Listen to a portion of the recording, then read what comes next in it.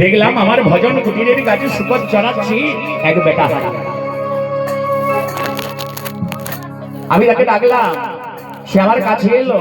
আমি বললাম আমার কর্ণকুহরে নাম দাও, নাম দিয়ে তোমাকে এই গ্রাম ছেড়ে চলে যেতে হবে, কারণ আমি সকলের কাছে বলতে পারবো না তুমি আমার গুরু।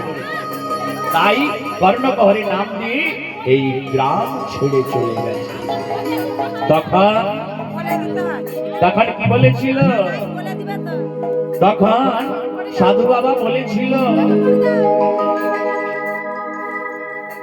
দেখি ভক্তধামী ভজন কুটির করে তুই গুরু নিন্দা করলি, গুরু নিন্দায় অধগতি, গুরু নিন্দা হলো অধগতি। শোন, তুই যে গুরু নিন্দা করলি, গুরু নিন্দার ফলে তোকে একজনই নয়, তোকে লক্ষ জনই ব্যবহার করতে হবে।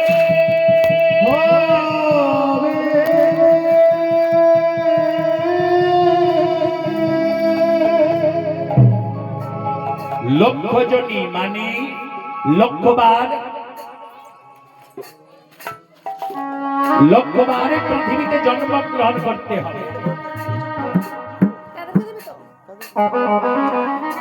লক্ষবার পৃথিবীতে জন্মগ্রহণ করতে হবে। দুঃখী বড় চিন্তায় পড়ে গেলে, দুঃখী অভিশাপ পেয়ে চলে গেল বাবার কাছে।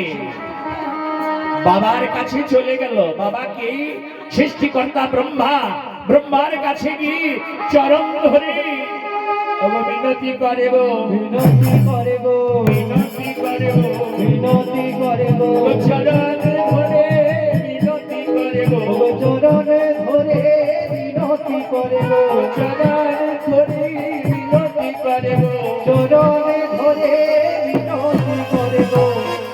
চরণ ধরে মিনতি করছি। তখন সৃষ্টিকর্তা ব্রহ্মা বললেন, তুমি আমার চরণ ধরে মিনতি করছো কেন? কি হয়েছে তোমার?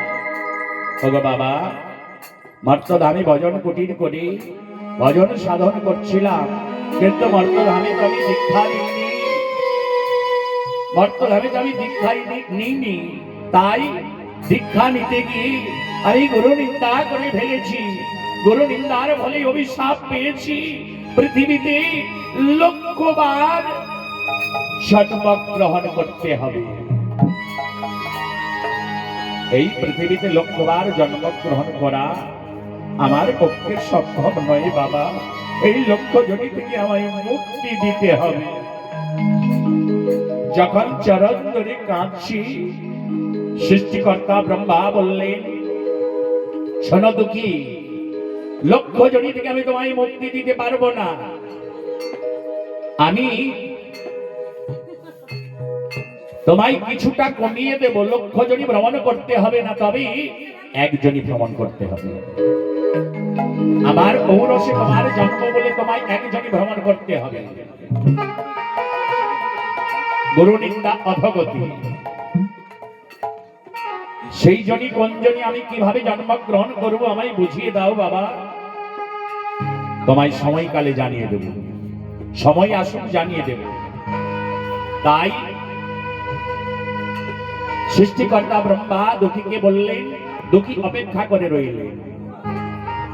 ভক্তগণ মায়েরা মন দিয়ে শ্রবণ করবে। যদি